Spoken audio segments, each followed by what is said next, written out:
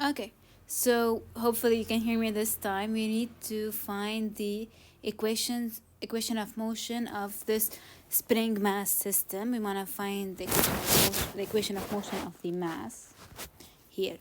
Now, what's nice about this problem, what's interesting is that, well, we first have, let me draw the sketch of the spring that is unstretched.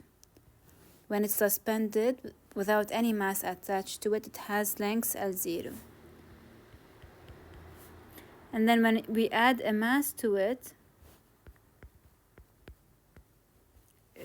and the mass has zero acceleration, the acceleration is zero, then the spring is gonna deflect.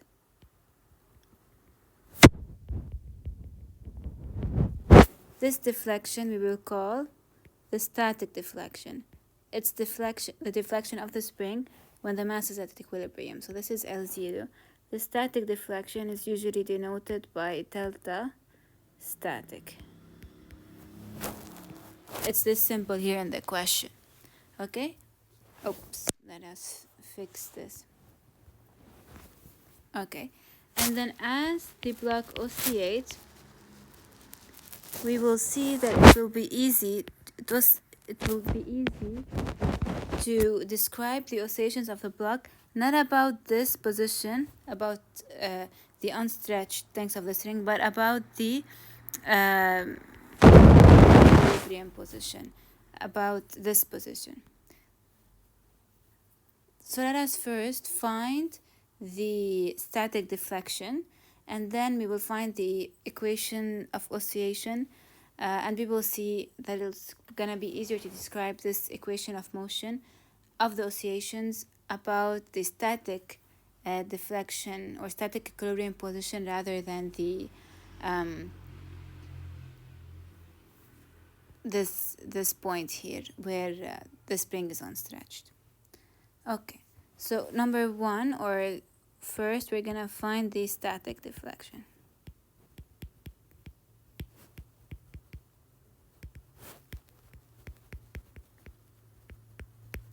Okay, I'm gonna take my EY to be like the book has it, EY pointing down. Now they're taking their origin to be here. I'm not gonna do that. I wanna show that it's actually convenient to take the origin to be here at the equilibrium position. To show that, I'm gonna take my origin to be here. And I'm gonna follow the 4 steps. The first step, the position vector of the mass. Well, I will take my origin to be, well, here it's the same thing. The x coordinate is gonna be constant.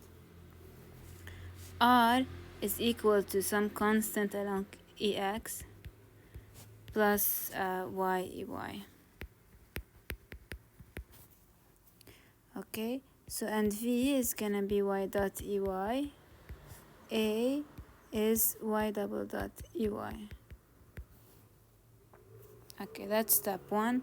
Step 2, we're gonna draw the free body diagram. We have the weight,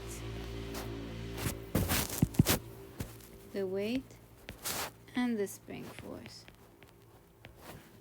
Weight is mgey, and the spring force, well, the spring is extended, so the spring force is going to point along the spring, so it's going to be up. Up, why? Because the spring is extended along the spring, because that's always how the spring force acts, along the spring. So the spring force is along minus EY, and it has magnitude K times the deflection of the spring. The current length minus the unstretched length is this is static deflection. Okay. 3, we're gonna write F equals MA. MGEY plus or minus K, minus K delta ST EY is equal to 0 because we're at equilibrium, so the static deflection is just equal, that's step 4, the static deflection is just equal to mg over K. of course I dot it with EY to get this equation. Okay, then let us look at the oscillation of the block. So again, for the oscillation of the block, my position vector, it's gonna be some constant along EX plus, while along EY it's Y EY.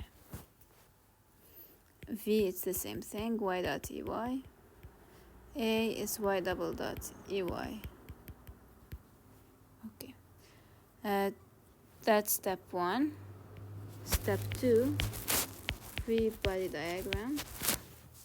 Again, we have the weight and the spring force. Now we have to be careful with the spring force.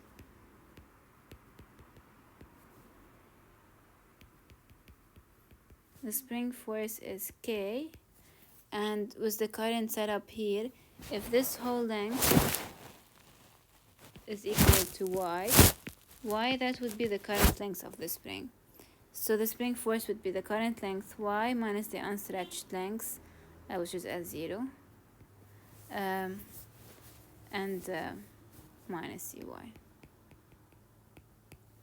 So you can double check with the formula we have of K epsilon minus R minus RA over R minus RA, that this is true.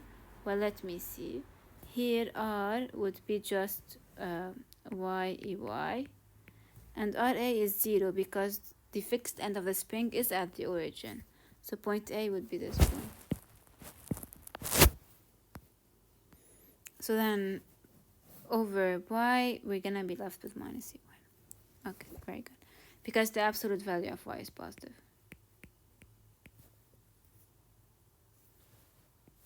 That was an aside. 3, we'll do F equals MA. But here the acceleration now is non-zero. So mg EY plus or minus K Y minus L0 EY is equal to M Y double dot EY. Okay, and we can project along EY to get the equation of motion.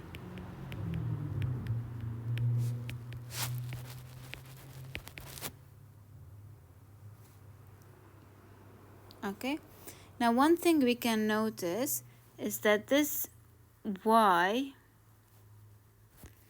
the current length of the spring, we can look at it as Y here.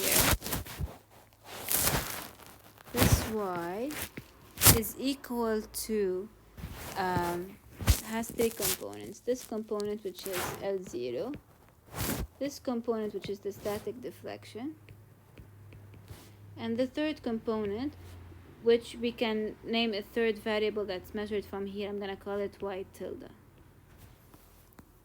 So that's mg minus K L0 plus static deflection plus Y tilde minus L0 is equal to M Y double dot. The L0 and the L0 go away. And notice also that this mg and minus K times delta static deflection go away. So we're left with minus K Y tilde is equal to My double dot. Remember, we replaced Y by L0 plus the static deflection plus Y tilde.